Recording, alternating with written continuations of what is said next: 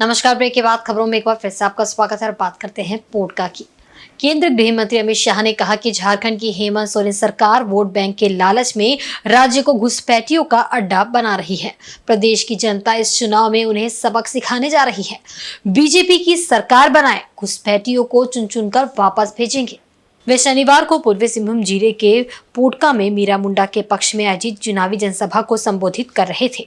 अमित शाह ने राज्य की हेमंत सोरेन सरकार को परिवारवाद के मुद्दे पर घेरा। उन्होंने कहा कि झारखंड मुक्ति मोर्चा, कांग्रेस और राजद परिवारवाद में लिप्त रही है। हेमंत सोरेन सरकार ने परिवारवाद को बढ़ावा दिया है और सिर्फ अपने परिवार का विकास किया। ऐसी सरकार से राज्य के विकास की उम्मीद नहीं की जा सकती है।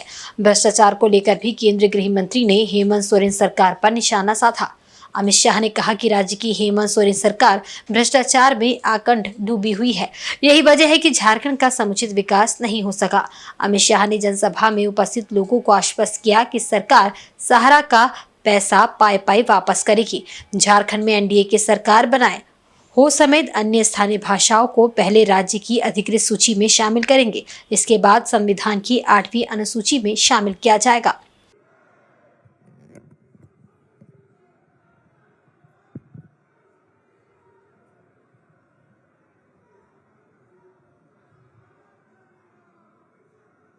मेरे साथ बोलिए, भारत माता की। क्यों भाई, पोटका वालों की आवाज को क्या हो गया है? ऐसी आवाज नहीं चलेगी। मेरे साथ दोनों हाथ उठाइए, उठाइए दोनों हाथ। विजय के संकल्प की मुट्ठी बींचे। ये सभी शहीदों को प्रणाम कर कर मेरी बात की शुरुआत करता हूं। भाइयों बहनों, आने वाला जो चुनाव है, ये चुनाव एक दृष्टि से बहुत महत्वपूर्ण चुनाव है। आने वाले चुनाव में आप सभी को ये तय करना है कि यहां पर आदिवासी और पिछड़ों का अपमान करने वाली सरकार चाहिए या आदिवासी और पिछड़ों का सम्मान करने वाली सरकार चाहिए। अगर आदिवासी और पिछड़ों का सम्मान करने वाली सरकार चाहिए तो आपको कमल के निशान पर बहन मीरा मुंडा को बहुमत से जिताकर विधानसभा में भेजना है। क्योंकि ये कांग्रेस पार्टी, झारखंड मुक्ति मोर्चा और आरजेडी, इन्होंने हमेशा आदिवासियों का, ओबीसी का, दलित का अपमान किया है। आज मैं यहां कहने आया हूं, झारखंड के कई क्षेत्र ऐसे थे जहां सालों तक पानी, बिजली, शौचालय, मकान नहीं पहुंचा। मोदी जी ने उसको पहुंचाने का काम किया। और भाइयों बहनों, 15 नवंबर भगवान बिरसा मुंडा की जयंती, हमारे अर्जुन मुंडा ही जनजाति कल्याण मंत्री थे। तब मोदी जी ने 15 नवंबर को जनजातीय मतलब आदिवासी गौरव दिवस के रूप में मनाने का काम मोदी जी ने किया। हम एक एक घुसपैठियों को चुन चुन कर जहां से आए हैं वहां वापिस भेजने का काम भारतीय जनता पार्टी की सरकार करेगी। भाइयों बहनों, मैं आज यहां आया हूं झारखंड के विकास के लिए। मोदी जी का हाथ मजबूत करिए। पूरा देश आगे बढ़ रहा है, हमारा झारखंड पिछड़ रहा है क्योंकि ये करप्शन में लिप्त, भ्रष्टाचार में लिप्त सरकार है, ये परिवारवाद में लिप्त सरकार है। इस सरकार को बदल दीजिए और कमल फूल की सरकार लाइए। भाई, मैं बता देता हूं, सहारा कोऑपरेटिव में जिन जिन ने पैसा रोका है वो सभी की पाई पाई वापस देने का काम हमारी सरकार करेगी। और जनजाति भाषाएं हो, मुंडारी, भूमिज, उसको हम सबसे पहले राज्य की अधिकृत भाषा बनाएंगे और बाद में 8वीं अनुसूची में लाने का भी प्रयास करने वाले हैं। ये हमारा घोषणा पत्र है। भाइयों बहनों, बताओ, मीरा मुंडा जी को जिताओगे क्या? अरे जोर से बोलो, जिताओगे? कमल के बटन निशान पर बटन दबाओगे? भाजपा सरकार बनाओगे? भ्रष्टाचार रोकोगे? घुसपैठियों को निकालोगे? मोदी जी के हाथ मजबूत करोगे? तो मेरे साथ दोनों हाथ उठाइए, उठाइए दोनों हाथ, विजय के संकल्प की मुट्ठी भींचे और प्रचंड आवाज से बोलिए, भारत माता की वंदे वंदे वंदे। जय श्री राम, जय जय श्री राम।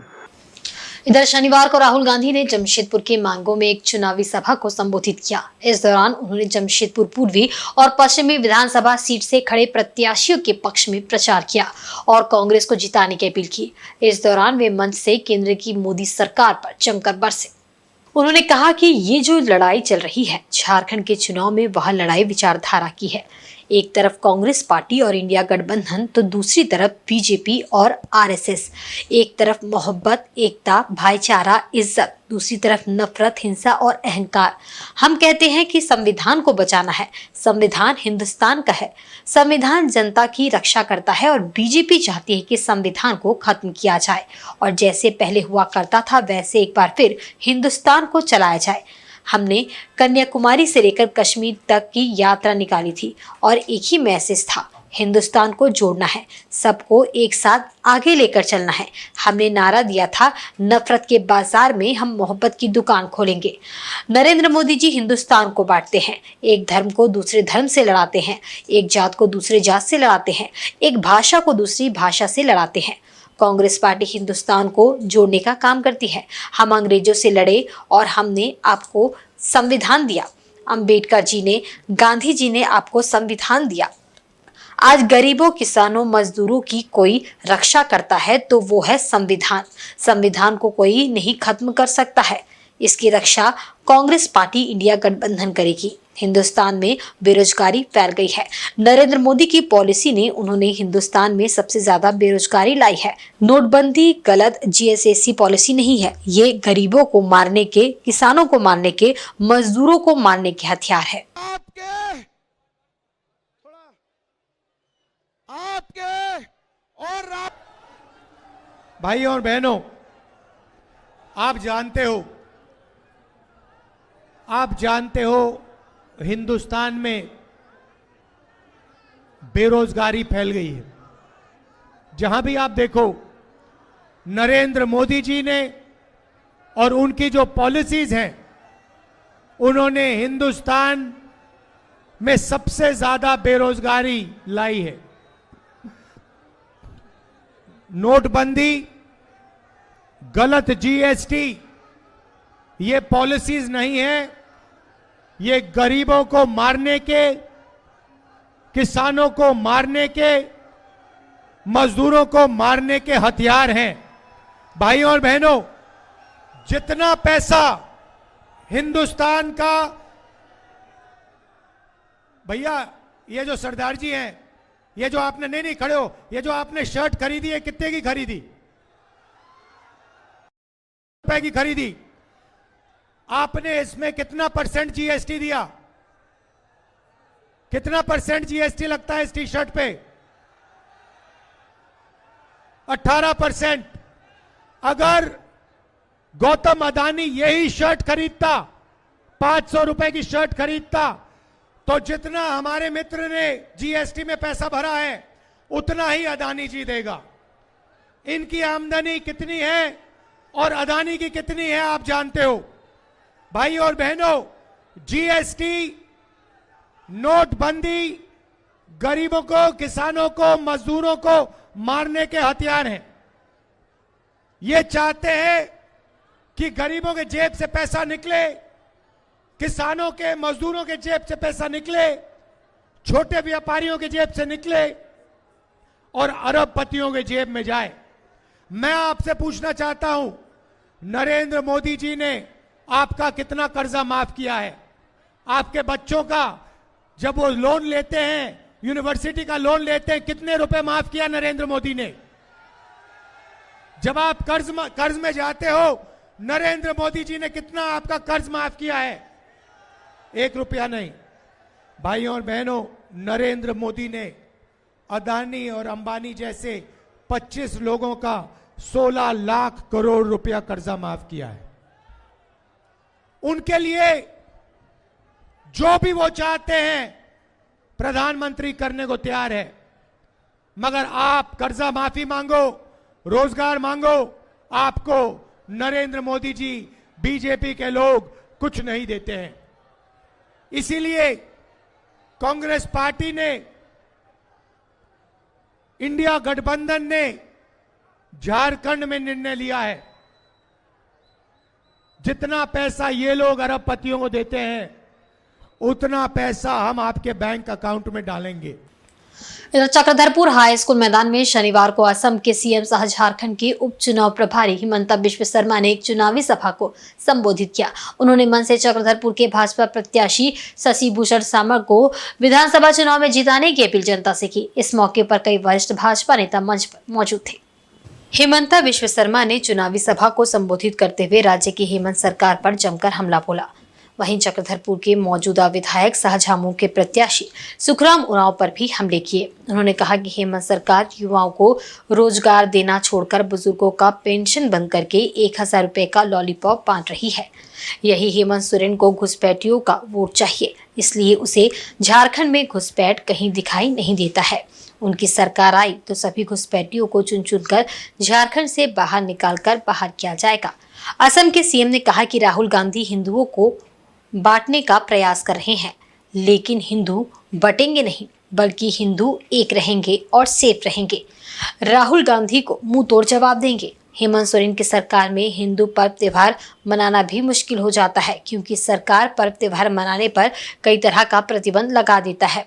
उन्होंने जनता को आश्वस्त करते हुए कहा कि राज्य में भाजपा एनडीए की सरकार बनते ही इन सभी समस्याओं को खत्म कर दिया जाएगा।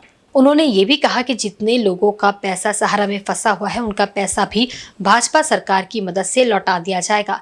झारखंड में लूट खसोट इतना है कि यहाँ सोना से भी महंगा बालू मिलता है। उन्होंने कहा कि हमारी सरकार बनी तो गरीब और मध्यम वर्गीय परिवार को बालू मुफ्त में दिया जाएगा। भाजपा की सरकार बनते ही पहले कैबिनेट में गोगो दीदी योजना चालू कर दी जाएगी और सीजीएल परीक्षा रद्द की जाएगी। उसके बाद ही वे गुवाहाटी वापस लौटेंगे। हिमंता बिश्व शर्मा ने चुनावी सभा में कमल देवगिरी हत्याकांड के मुद्दे को भी उठाया और चक्रधरपुर के मौजूदा विधायक शाहजहां प्रत्याशी सुखराम उरांव को अपना टारगेट पर लिया। मंचासीन, अतिथिगण, सभी गणमान्य कार्यकर्ताओं एवं माताएं बहनें,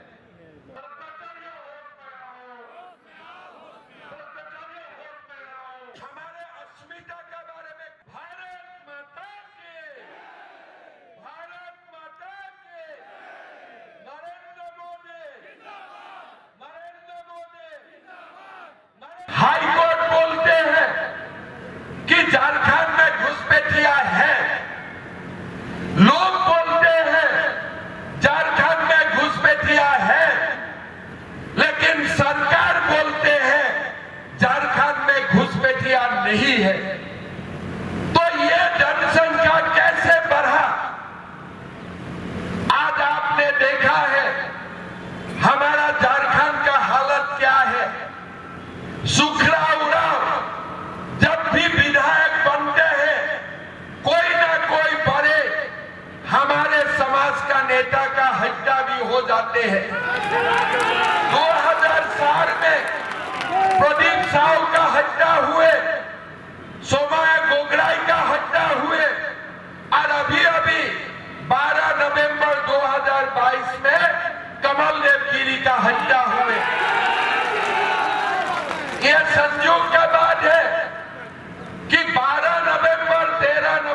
पर ही हमारा चुनाव भी है। कमलदेवगिरी का हत्याकांड सीबीआई से हमें तदंत भी करवाना है। हम दूध की दूध, पानी का पानी भी हमें निकालना है। भाइयों और बहनों, इस बार का वोट झारखंड का अस्मिता के लिए, इस बार का वोट कमलदेवगिरी को न्याय दिलाने के लिए, इस बार का वोट हमारा झारखंड को बसाने के लिए। आदिवासी बहनों को शादी करते हैं, उनका बेटा बेटी को हम आदिवासी सर्टिफिकेट नहीं देगा, हम कोई कीमत में उनको सर्टिफिकेट नहीं देगा। ये जो गिफ्ट बना के आदिवासियों का जमीन हड़पा, ईंट जमीन हम कानून बना के आदिवासियों को वापस करूंगा, ये भी हमारा वादा है।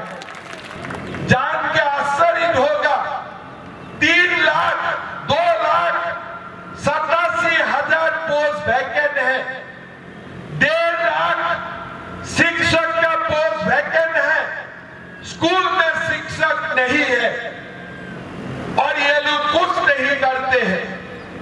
बीजेपी सरकार, हम वादा करता हूं, पहला साल में ही हम बिना खर्ची बिना पर्ची झारखंड का 1.5 लाख युवाओं को नौकरी देने का काम करूंगा, ये हमारा वादा है।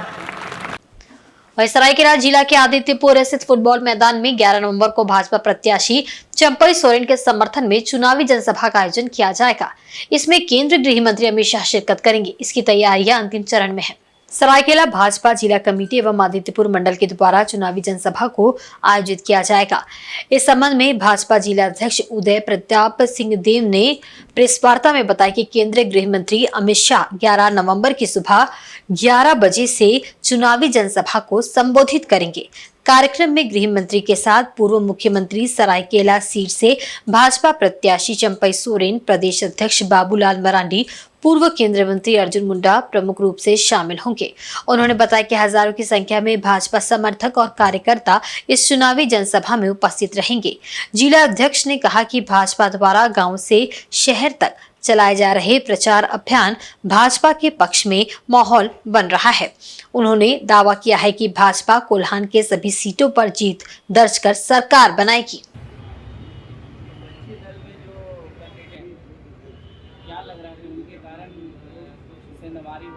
तारीख को देश के यशस्वी गृह मंत्री आदरणीय श्री अमित शाह जी का आदित्यपुर के फुटबॉल मैदान पर उनका कार्यक्रम होना है और उनके कार्यक्रम को सुनकर ही यहाँ के कार्यकर्ताओं में काफी उत्साह है। हम लोग भी तैयारी में लगे हुए हैं और निश्चित तौर पे कहेंगे कि ये एक ऐतिहासिक कार्यक्रम होने वाला है। जिस तरह का माहौल है पूरे क्षेत्र में, इस बार जनता का मूड से या हम लोग घर घर जाके प्रचार कर रहे हैं, इस बार हमें लगता है कि ये हार जीत की लड़ाई नहीं है, जनता का आशीर्वाद से ये मार्जिन की लड़ाई है कि हम लोग कितना बड़ा मार्जिन बना सकते हैं। कि जनता का आशीर्वाद और जिस तरह का जनता का प्यार हमें मिल रहा है, उनके आशीर्वाद को लेकर हम ये दावा करते हैं। और इस बार ये कहेंगे कि आदित्यपुर में एक ऐतिहासिक सभा होगी, इससे पहले इतना बड़ा सभा कभी नहीं हुआ होगा। झारखंड मुक्ति मोर्चा के केंद्रीय महासचिव सह प्रवक्ता विनोद कुमार पांडे ने सहारा निवेशकों के पैसों का भुगतान अब तक नहीं होने को लेकर भाजपा पर निशाना साधा है। उन्होंने रांची में झामू के केंद्र कार्यालय में एक प्रेस वार्ता आयोजित कर इस मुद्दे पर अपनी प्रतिक्रिया दी। विनोद पांडे ने कहा कि भाजपा की ओर से एक विज्ञापन देकर बताया गया था कि सहारा के निवेशकों का जल्द भुगतान कराया जाएगा। झारखंड के करीब 1.5 करोड़ लोगों का लगभग 20,000 करोड़ रुपए का सहारा में निवेश है। आज स्थिति ये है कि पैसा वापस नहीं मिलने से निवेशक आत्महत्या को मजबूर है। आगे कहा कि देश के सहकारिता मंत्री अमित शाह की जवाबदेही है कि वे निवेशकों का पाई लौटाए, लेकिन अमित शाह आज राशि लौटाने का वायदा करके वोट मांग रहे हैं। ये भाजपा की जुमलेबाजी का एक नमूना है। मौके पर सहारा के कई निवेशक भी मौजूद थे और उन्होंने अपनी परेशानी बयान की। नागेंद्र कुमार कुशवाहा विश्व भारती जन सेवा संस्थान NGO है, उसका राष्ट्रीय सचिव हूँ। माननीय सहकारिता मंत्री जी का जो बयान आया अभी झारखंड में कि 10 साल से यहाँ के मुख्यमंत्री हेमंत सोरेन जी क्या कर रहे हैं। हाँ, मैं अपने स्वयं पीड़ित हूँ और हमको तकलीफ कब लगा जब 2022 में हमारे बड़े लड़के का देहांत हो गया और सहारा में हमारा पैसा फंसा हुआ 1 करोड़ रुपया करीब। हमने मांगने गए कि भाई हमको कुछ भी पैसा दीजिए, लड़का डेथ कर गया है, उसकी बहू है, 3 बेटियां हैं, हमारा उम्र 70 साल हो गया, हमको कुछ पैसा दिया जाए जो हम इसका क्रियाक्रम कर सकें, बच्चे लोगों को पढ़ा सकें। लेकिन हमारे साथ ऐसा किया गया, ऑफिसर लोग बोले यहाँ के सहारा में जो बैठे हुए ऊपर पदाधिकारी हैं कि आपको यदि ऊपर में कोई अप्रोच है तो उस अप्रोच को लाइए, उसके बाद पैसा आपको मिलेगा।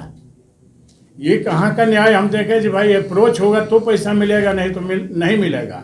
जब पैसा लेना था तो कोई अप्रोच का दरकार नहीं है, लेकिन देने के समय हमको अप्रोच चाहिए उनको देने के लिए। मैं और हमारे बच्चियाँ 3 बच्ची होती है हमारी, एक बीटेक कंप्यूटर साइंस में आपके रांची में ही है, सरला बेड़ा यूनिवर्सिटी में पढ़ती है, उसके नाम लिखाने के लिए हमारे पास पैसा नहीं था। मैंने वाइफ का गहना बेच दिया, गहना बेच के उसको मैं यहाँ पर भर्ती कराया, लेकिन हमको 1 पैसा मदद कहीं से नहीं। मैंने इस तरह का स्थिति यहाँ पर पैदा कर दिया गया कि मैंने हम आत्महत्या करके मर जाए। लेकिन हमारी पत्नी एक ही चीज़ बोलती थी कि गाना किस काम का आएगा, ये गाना भेज दीजिए, वो लोग पढ़ेगी। हम भी चाहते थे कि हमारा लड़का जब नहीं है तो 3 बेटी है, 3 बच्चियाँ पढ़ लेगी, कहीं एडजस्ट हो जाएगी तो अपना माँ को कम से कम देख लेगी। हमारा उम्र क्या हुआ, 70 साल, कितना दिन चलेंगे भगवान जानता है। लेकिन बहुत बड़ा ज़बरदस्त धोखा हमारे साथ हुआ और उसके बाद से हम लोगों ने इस NGO में लग करके और पूरे तरफ चारों तरफ क्रांति लाना शुरू कर दिए।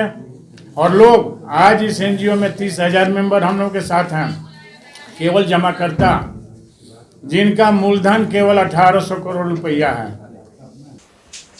अखिल भारतीय कांग्रेस कमेटी के राष्ट्रीय प्रवक्ता अंशुल विजित ने दावा किया है कि इस बार फिर झारखंड में कांग्रेस के गठबंधन वाली सरकार बनेगी।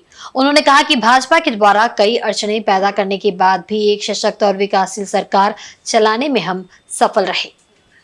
राजधानी रांची स्थित प्रदेश कांग्रेस कार्यालय में संवाददाता सम्मेलन को संबोधित करते हुए अंशुल अभिजीत ने नोटबंदी और GST का जिक्र करते हुए कहा कि भाजपा की केंद्र सरकार गरीबी नहीं, गरीबों को मारती है।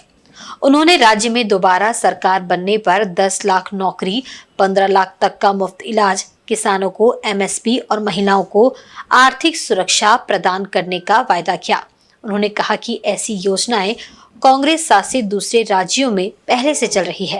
कांग्रेस के राष्ट्रीय प्रवक्ता ने कहा कि सरना धर्म कोड वे लोग लागू कराएंगे क्योंकि ये आदिवासियों की अस्मिता से जुड़ा मामला है। और मैं आग्रह करूंगा अंकुल जी से कि वो आप लोगों से मुखातिब शिक्षा में भी हम गारंटी लेके आए हैं। आप जानते हैं कि मैया एक तरह से जो योजना है वो उसकी शुरुआत हो चुकी है, वो लागू है, उसमें भी वृद्धि हो चुकी है।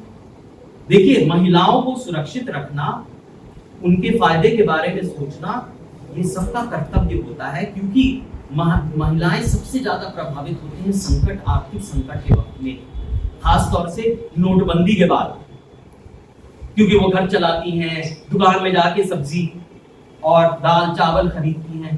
और ऐसे महंगाई के वक्त में जब सब इस मुल्क के लोग मुतासिर हैं, और मत भूलिएगा ये महंगाई की वजह केंद्र सरकार की नीतियां हैं, तो ऐसे वक्त में हमने मैया योजना भी शुरुआत की। हमारे पहले तो ये ऐसी योजना जो महिलाओं की, ये पहले कर्नाटक में लागू है ही, गृह लक्ष्मी योजना। गृह लक्ष्मी योजना पहले से ही उसकी शुरुआत है, उसी को देखा देखी जो और लोग कर रहे हैं वो कर रहे हैं और पार्टियां, लेकिन शुरुआत हमने की। और फिर खाद्य सुरक्षा भी हमारा फर्ज है, हमारा कर्तव्य है। 7 केजी हम अनाज देंगे प्रति व्यक्ति, और गैस सिलेंडर 450 होगा। आपको याद होगा कि जब यूपीए की सरकार थी तो गैस सिलेंडर के दाम उतने ही थे, उससे भी कम थे, लेकिन ये बढ़ा चढ़ाकर उनकी नीतियों की वजह से, अपनी तिजोरी भरने की वजह से इन्होंने बढ़ाकर 1100 कर लिए, 1200 कर लिए, लेकिन हम ऐसा होने नहीं देंगे। वहीं पूर्वी सिंहभूम जिले के मुसाबनी में एनडीए गठबंधन के भाजपा प्रत्याशी बाबूलाल सोरेन ने विभिन्न गांवों में जनसंपर्क अभियान चलाया। वहां मुसाफिर प्रखंड स्थित राय पहाड़ी गांव पहुंचे, जहां लोगों से मिलकर अपने पक्ष में वोट देने की अपील की। गांव पहुंचने पर ग्रामीणों ने आदिवासी रीति रिवाज से गाजे बाजे के साथ फूलमाला पहनाकर बाबूलाल सोरेन का स्वागत किया। इसके बाद प्रत्याशी ने घर घर जाकर ग्रामीणों से मुलाकात की एवं अपने पक्ष में वोट मांगा। सभी के बीच पर्चे भी बांटे गए। इस जनसंपर्क अभियान में काफी संख्या में ग्रामीण उपस्थित थे। गांव में बैठक कर बाबूलाल सोरेन ने कहा कि इस बार झारखंड में परिवर्तन की लहर है। गांव का सही रूप से विकास करना चाहते हैं तो अपना बहुमूल्य वोट भाजपा को देकर उन्हें विधानसभा में भेजने का काम करें। ग्रामीणों के हर सुख दुख में वे हमेशा खड़े रहेंगे और क्षेत्र का सर्वांगीण विकास करेंगे।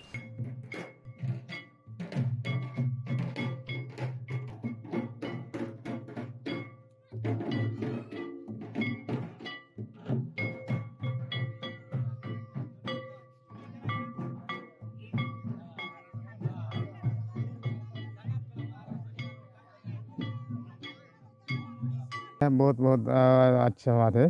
बाबूलाल सोरेन अब जैसा अभी नेता नहीं है इसमें। बाबूलाल हर कोई किसी का मजबूरी समझता है और बाकी तो नहीं समझते हैं। इसीलिए बाबूलाल रायपाड़ी के ग्रामीण वासियों ने सभी फैसला किया है कि बाबूलाल को इस बार देखना है और जीतना भी है। और आज के बुलेटिन में बस इतना ही। कल फिर हाजिर होंगे कुछ नई खबरों के साथ। तब तक देखते रहिए झारखंड न्यूज। नमस्कार।